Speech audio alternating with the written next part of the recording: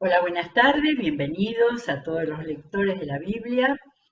Estamos leyendo en este momento el Deuteronomio y hemos llegado al capítulo 14, ¿sí? Cómo hemos avanzado en este libro que el Señor nos ha dejado con los discursos de Moisés, básicamente, y en este armado de esta recopilación de lo que es el Pentateuco desde Génesis a Números.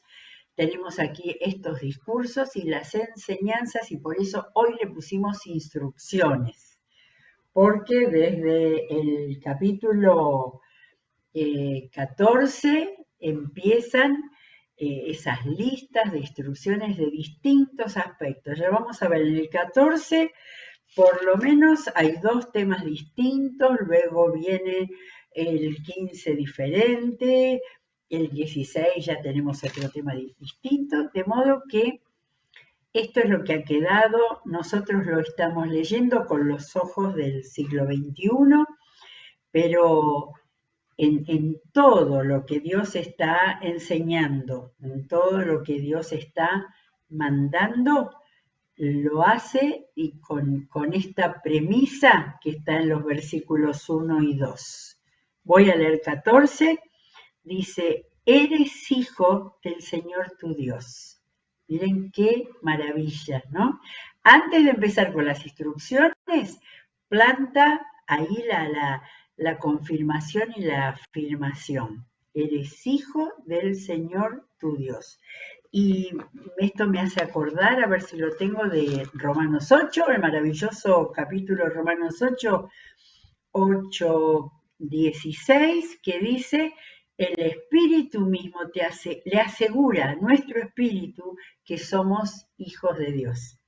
En el Nuevo Testamento, después de haber venido Dios encarnado en Jesús al mundo y que Jesús nos dejó el Espíritu Santo nos ayuda a tener esta confirmación, esta afirmación de que somos hijos de Dios.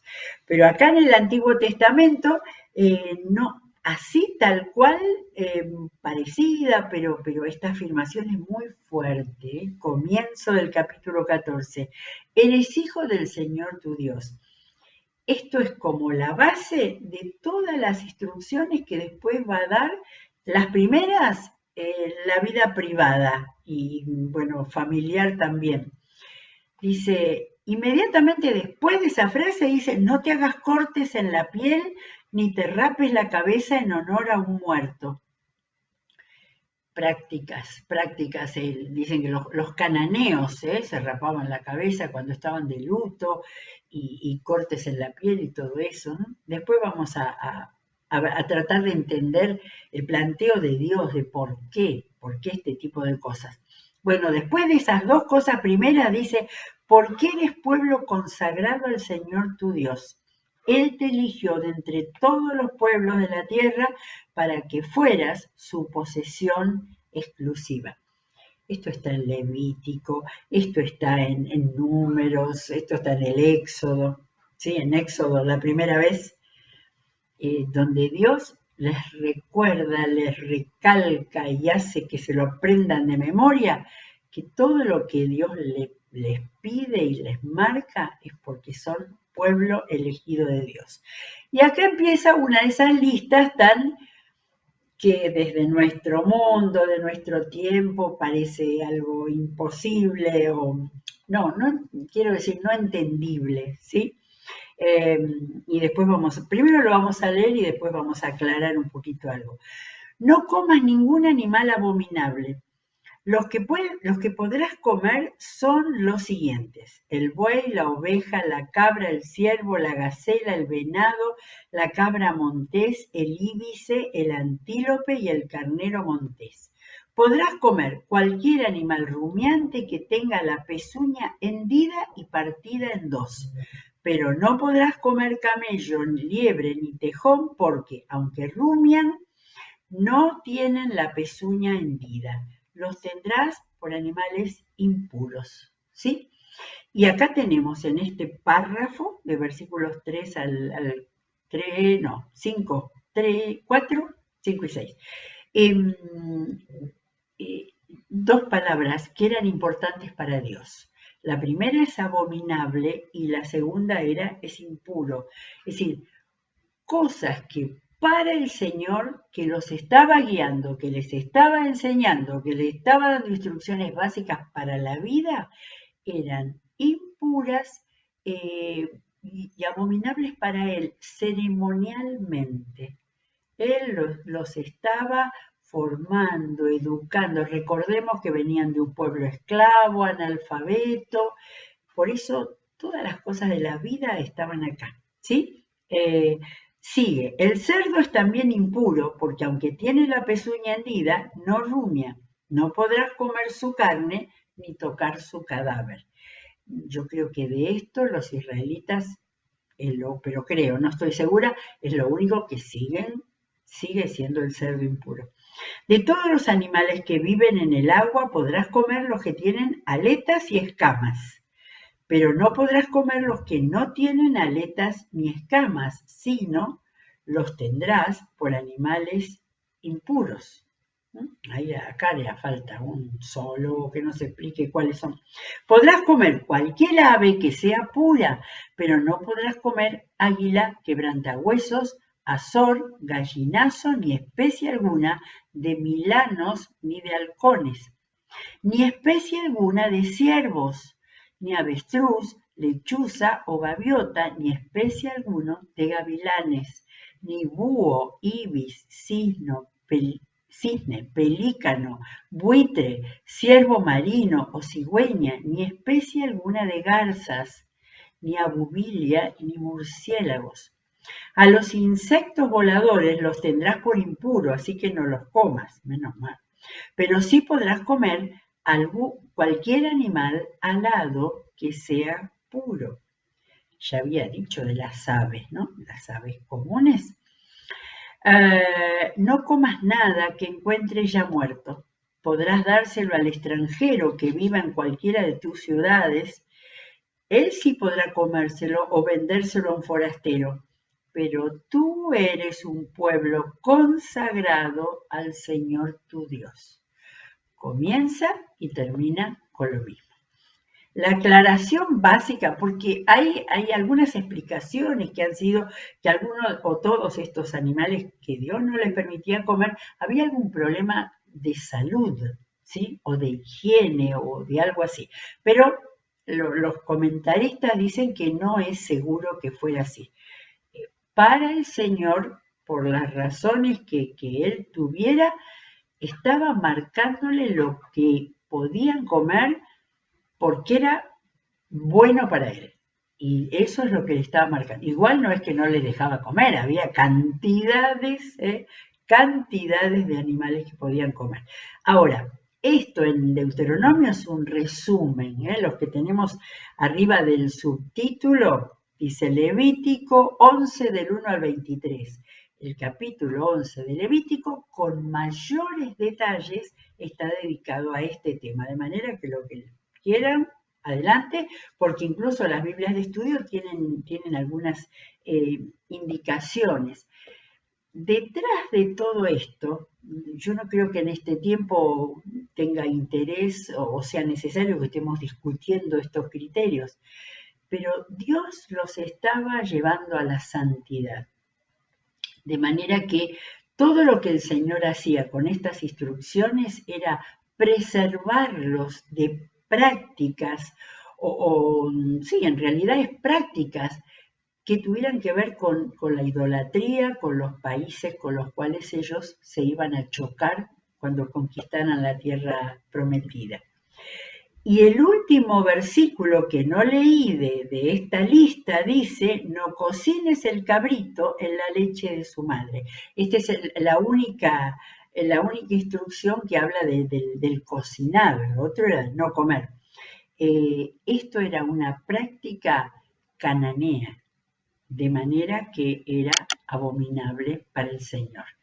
De manera que nos quedamos en este tema tan diferente, digamos, nos quedamos en la búsqueda de la santidad y de la diferenciación que hacía el Señor con los otros pueblos de los cuales no debieran contaminarse en sus prácticas y en sus idolatrías. ¿Sí?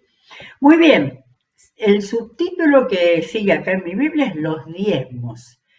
Otra instrucción de otro tipo totalmente distinta.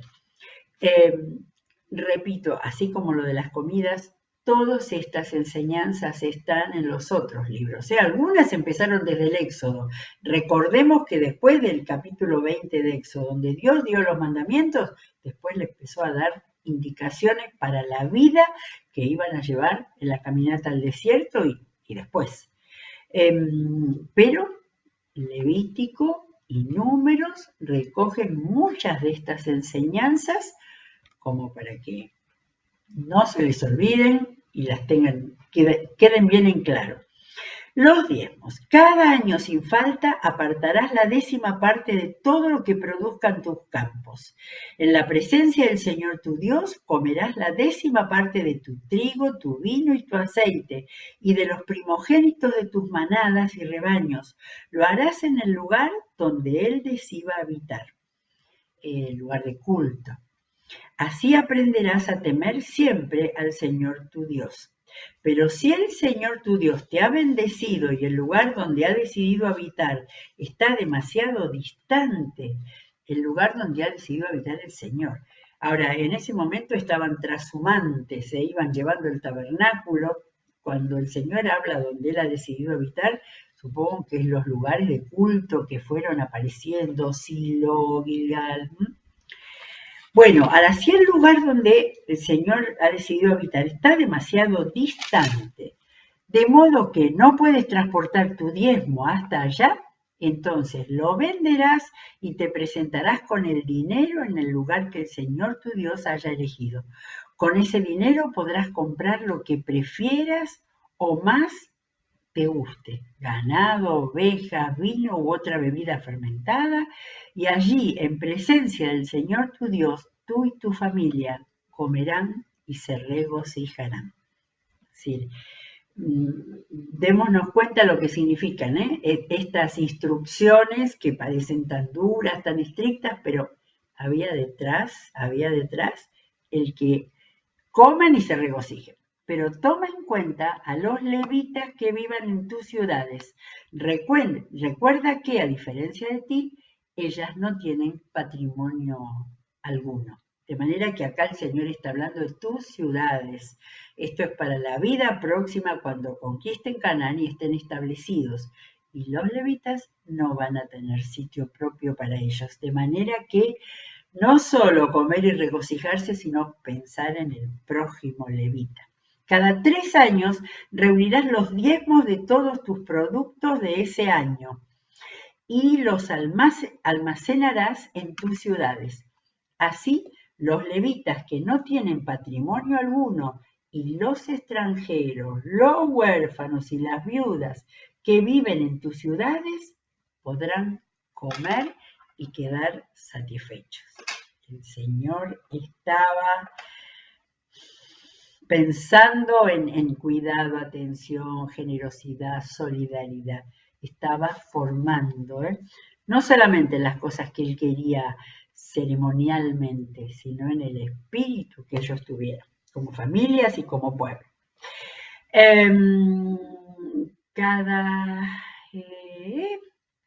Entonces el Señor bendecirá todo el trabajo de tus manos y termina el capítulo 14. Otro tema en el capítulo 15, el año del perdón de las deudas. Cada 7 años perdonarás toda clase de deudas. Esto sí que era un avance tremendo en la organización, digamos, de un país desde nuestro tiempo. Lo harás de la siguiente manera: cada acreedor le perdonará a su prójimo el préstamo que le haya hecho. Ya no le exigirá a su prójimo o hermano que le pague la deuda, porque se habrá proclamado el año del perdón de las deudas en honor al Señor. Yo creo que aunque esto es antiguo, porque hay muchas cosas que ya culturalmente no se usan hoy, es una base de formación de un pueblo, de una nación impresionante, ¿sí? Ojalá estas páginas se leyeran en el día de hoy, como las estamos leyendo nosotros ahora. Podrás exigirle el pago de sus deudas al forastero, pero a tu hermano le perdonarás cualquier deuda que tenga contigo. Entre ustedes no deberá haber pobres, porque el Señor tu Dios te colmará de bendiciones en la tierra que Él mismo te da para que la poseas como herencia. Y así será siempre y cuando obedezcas al Señor tu Dios y cumpla fielmente todos estos mandamientos que hoy te ordeno. El Señor tu Dios te bendecirá como lo ha prometido y tú podrás darles prestado a muchas naciones, pero no tendrás que pedir prestado de ninguna. Dominarás a muchas naciones, pero ninguna te dominará a ti. Debiéramos hacer silencio después para que pensemos en las circunstancias que estamos viviendo en nuestro mundo, en nuestro país primero, en nuestro mundo. Lo que significa la nación que vive bajo las demandas y las instrucciones de Dios, no tendrá pobres, no tendrá que pedir prestado, está en la Biblia. Esto está en la Biblia y hay que hacerlo conocer. Cuando en alguna de las ciudades de la tierra que el Señor tu Dios te da, veas a un hermano hebreo pobre, no endurezcas tu corazón ni le cierres tu mano. Antes bien, tiéndele la mano y préstale generosamente lo que necesite. No des cabida en tu corazón a la perversa idea de que, por acercarse el año séptimo, año del perdón de las deudas, puedes hacerle mala cara a tu hermano hebreo necesitado y no darle nada. El Señor también estaba anticipando que en el último tiempo del año sexto no prestar porque en un poco tiempo iba a tener que perdonarle la deuda. Que el Señor estaba en todo, ¿eh? De lo contrario, Él podrá apelar al Señor contra ti y tú resultarás convicto de pecado. No seas mezquino, sino generoso, y así el Señor tu Dios bendecirá todos tus trabajos y todo lo que emprendas. Gente pobre en esta tierra siempre la habrá. Por eso te ordeno que seas generoso con tus hermanos hebreos y con los pobres y necesitados de la tierra. Se me pasaba por la cabeza que debiéramos hacer solicitadas en los diarios, por ejemplo, con este pasaje de Deuteronomio 15, del 1 al 11.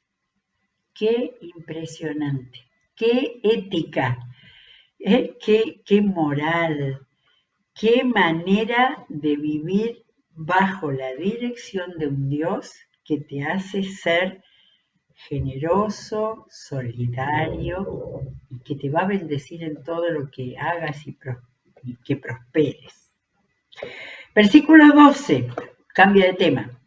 Si tu hermano hebreo, hombre o mujer, se vende a ti y te sirve durante 6 años, en el séptimo año lo dejarás libre. Acá, en la Biblia no se abolió la esclavitud. Evidentemente no estaba preparado el terreno para que se entendiera eso que era una práctica tan común en todo el mundo, el abuso de los más pobres. Pero acá dice, y cuando lo liberes, no lo despidas con las manos vacías, abastécelo bien con regalos de tus rebaños, de tus cultivos y de tu lagar. Dale según el Señor tu Dios te haya bendecido. Recuerda que fuiste esclavo en Egipto y que el Señor tu Dios te dio libertad. Por eso ahora te doy esta orden. Pero si tu esclavo, porque te ama a ti y a tu familia y le va bien contigo, te dice no quiero dejarte, entonces tomarás un punzón y apoyándole la oreja contra una puerta le perforarás el lóbulo. Así se convertirá en tu esclavo de por vida. Lo mismo harás con la esclava. No te pese dejar en libertad a tu esclavo, porque sus servicios durante esos 6 años te costaron apenas la mitad de lo que le habrías pagado a un empleado. Así el Señor tu Dios te bendecirá en todo lo que hagas. Acotación antes de seguir.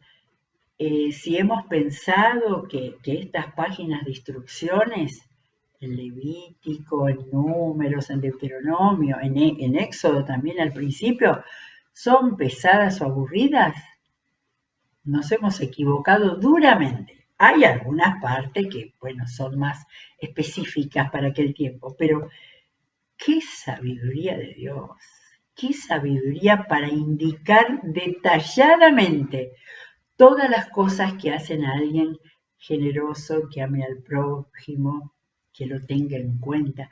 Liberar a un esclavo y llenarlo de bienes, eso era algo que, miremos nuestra sociedad de este momento, sociedad sin Dios, que se apoya en toda clase de idolatrías, aún siguiendo a idolatría a hombres.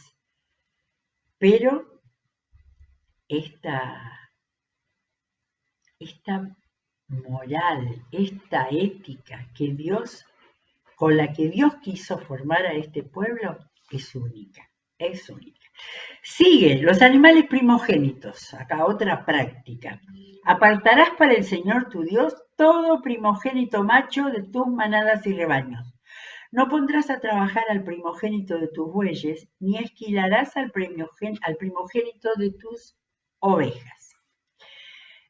Cada año tú y tu familia los comerán en la presencia del Señor tu Dios, en el lugar que Él habrá de elegir.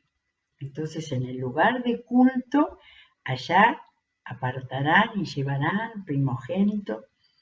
Si alguno de esos animales está cojo o ciego o tiene algún otro defecto grave, no se lo presentarás en sacrificio al Señor tu Dios. En tal caso, podrás comerlo en tu propia ciudad, como si fuera una gacela o un ciervo, estés o no ritualmente puro. Esto todavía, lo de ritualmente puro, no apareció, pero sí está en los otros libros del Pentateuco. Pero no comerás la sangre, sino que la derramarás en la tierra, como si fuera agua. Y recordemos que decía que ese hecho de Dios de derramar siempre la sangre era porque la sangre es la vida, ¿eh? Era como un respeto que el Señor estaba inculcando. Capítulo 16, cambiamos, fiesta de la Pascua. Aparta el mes de Abib para celebrar la Pascua del Señor tu Dios, porque fue en una noche del mes de Abib cuando el Señor tu Dios te sacó de Egipto. En la Pascua del Señor tu Dios sacrificarás de tus vacas y ovejas en el lugar donde el Señor decida habitar. Aunque está repetido, pero es tan cuidadoso como para que quede claro. No comerás la Pascua con pan leudado, sino que durante 7 días comerás pan sin levadura, pan de aflicción, pues de Egipto saliste deprisa. Lo harás así para que toda tu vida te acuerdes del día en que saliste de Egipto. Durante 7 días no habrá levadura en todo el país. De la carne que sacrifiques al atardecer del primer día, no quedará nada para la mañana siguiente. Así que habría que comer lo que el Señor está indicando. No ofrecerás el sacrificio de la Pascua en ninguna de las otras ciudades que te dé el Señor tu Dios. Lo ofrecerás solamente en el lugar donde el Señor decida habitar. Allí ofrecerás el sacrificio de la Pascua por la tarde, al ponerse el sol, que fue la hora en que saliste de Egipto. Cocerás y comerás el sacrificio de la Pascua en el lugar que el Señor tu Dios haya elegido, y a la mañana siguiente regresarás a tu casa. Durante 6 días comerás pan sin levadura y el séptimo día convocarás una asamblea solemne para el Señor tu Dios. Y la última oración cortita, cortita, ese día no trabajarás. Detalles minúsculos, pero era para formar esa liturgia, ¿eh? Esa liturgia que era tan común entre todos los pueblos que tenían innumerables dioses, pero que Dios marcó de la misma manera, quizás para que los israelitas no estuvieran envidiando o mirando lo que los otros hacían, ¿sí? Para nosotros en el día de hoy esto es muy litúrgico, ¿sí? Muy ritual, eh, pero de todas maneras, pueblo caminando en el desierto, sin lugares fijos, Dios les estaba marcando la manera en que se iban a organizar cuando tengan ciudades y cuando tuvieran un lugar que el Señor hubiera decidido habitar. Seguimos, acá empieza una de las fiestas. Contarás 7 semanas a partir del día que comience la cosecha del trigo. Entonces celebrarás en honor del Señor tu Dios la fiesta solemne de las semanas. Estoy pensando ahí no habría especulaciones de cuánto había que pagar por... Acá lo primero que había que hacer es la celebración de gratitud por la cosecha. Celebrarás la fiesta solemne de las semanas, en la que presentarás ofrendas voluntarias en proporción a las bendiciones que el Señor tu Dios te haya dado. Y te alegrarás en presencia del Señor tu Dios en el lugar donde Él decida habitar, junto con tus hijos y tus hijas, tus esclavos y tus esclavas, los levitas de tus ciudades, los extranjeros y los huérfanos y las viudas que vivan en medio de ti. No solo para tu familia, encerrados, no, todos los esclavos, los esclavas, los levitas, había que ir a buscar a los levitas y decirles vengan con nosotros, y además toda aquella gente que era ayudada, los huérfanos y las viudas, que vivan en medio de ti. O sea, no solo era tirarles alimento, ¿no? Era tenerlos viviendo con ellos. Termina la instrucción diciendo, recuerda que fuiste esclavo en Egipto, cumple pues fielmente estos preceptos. Yo puse de título una palabra más moderna, instrucciones, pero preceptos es más fuerte. Cuando Dios decía preceptos eran aquellas recomendaciones, sí, y nosotros decimos instrucciones que Dios tenía. Y no lo está diciendo acá, para que te vaya bien en la tierra que yo te doy. Siguen otras fiestas, fiestas de las enramadas. Seguimos en el capítulo 16. Al terminar la vendimia y la cosecha del trigo, celebrarás durante 7 días la fiesta de las enramadas. Te alegrarás en la fiesta junto con tus hijos y tus hijas, tus esclavos y esclavas, y los levitas, extranjeros, huérfanos y viudas que vivan en tus ciudades. Esto es fiesta, esto es alegría. Acá no estoy hablando de comer, a ver.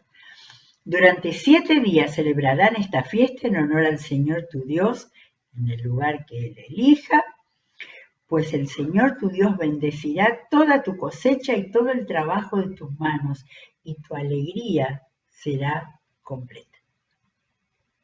Esto me hace pensar la relación trabajo fructífero con alegría de aquel tiempo, de lo que Dios quiere. Hoy el trabajo es una carga, el trabajo no tiene más que problemas, se escapa del trabajo inclusive, porque no se está bajo la dirección del Señor. No hay dudas de esto, no hay dudas de esto. 3 veces al año todos tus varones se presentarán ante el Señor tu Dios en el lugar que Él elija para celebrar las fiestas de los panes sin levadura, de las semanas y de las enramadas. Nadie se presentará ante el Señor con las manos vacías. Cada uno llevará ofrendas según lo haya bendecido el Señor tu Dios. Nombrarás jueces y funcionarios que juzguen con justicia al pueblo en cada una de las ciudades que el Señor tu Dios entregará a tus tribus. No pervertirás la justicia ni actuarás con parcialidad. Escuchen los jueces en el día de hoy. No aceptarás soborno, pues el soborno nubla los ojos del sabio y tuerce las palabras del justo. Seguirás la justicia y solamente la justicia para que puedas vivir y poseer la tierra que te da el Señor tu Dios. Seguirás la justicia y solamente la justicia para que puedas vivir y poseer la tierra que el Señor te da. Faltaba que dijera, si no, pueden perder la tierra. ¿Y qué les pasó a los israelitas tantas veces? Termina el capítulo 16 con una exhortación hacia la idolatría, contra la idolatría, que sigue después en el 17. No levantarás ninguna imagen de la diosa Aserá junto al altar que edifiques para el Señor tu Dios. Tampoco erigirás piedras sagradas, porque el Señor tu Dios las aborrece. Las aborrece. De manera que, como hemos ya avanzado y leído, ¿no? En los libros de Samuel, de Reyes, hubo mucho de idolatría de esa. Cuando se empezaron a casar con las mujeres y los hombres de los otros pueblos, empezaron a adorar sus dioses. Recordemos, por ejemplo, el reinado del rey Acab con Jezabel, la idólatra, creo más idólatra que hubo y que llevó al pueblo israelita a la idolatría. Sigue el capítulo 17, creo que tenemos tiempo todavía. Capítulo 17, empezamos nada más, porque tiene muchas cosas. No sacrificarás al Señor tu Dios ninguna oveja ni buey que tenga algún defecto o imperfección, pues eso es abominable para el Señor tu Dios. Acá vuelve a usar la palabra abominable, porque un animal que tuviera defecto o imperfección era una falta de respeto al Señor. ¿Sí? El Señor no iba a comer nada de eso, pero mostraba el corazón de quien por ahí elegía aquello que no le iba a servir para venderlo. Bien. Puede ser que algún hombre o mujer entre los tuyos, delante de una de las ciudades que el Señor tu Dios te dará, se le sorprenda haciendo lo malo a los ojos de Dios.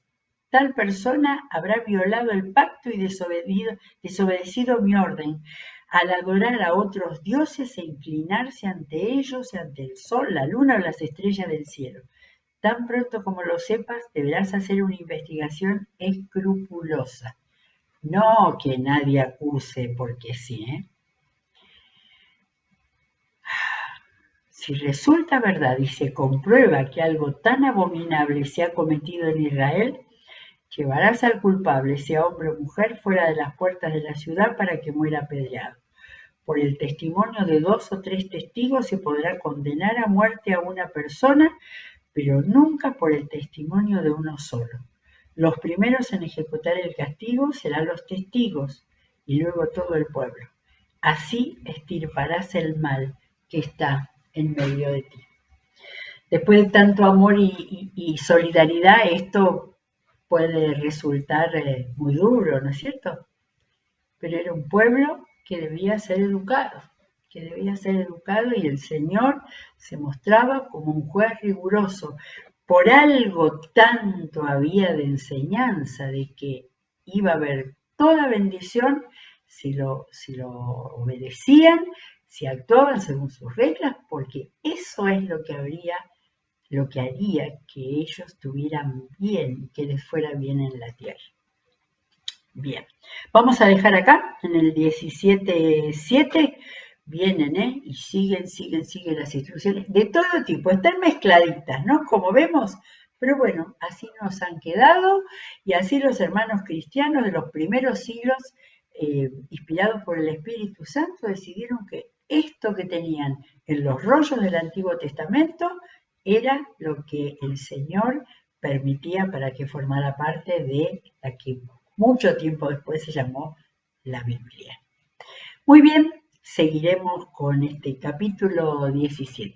Que el Señor los bendiga ricamente.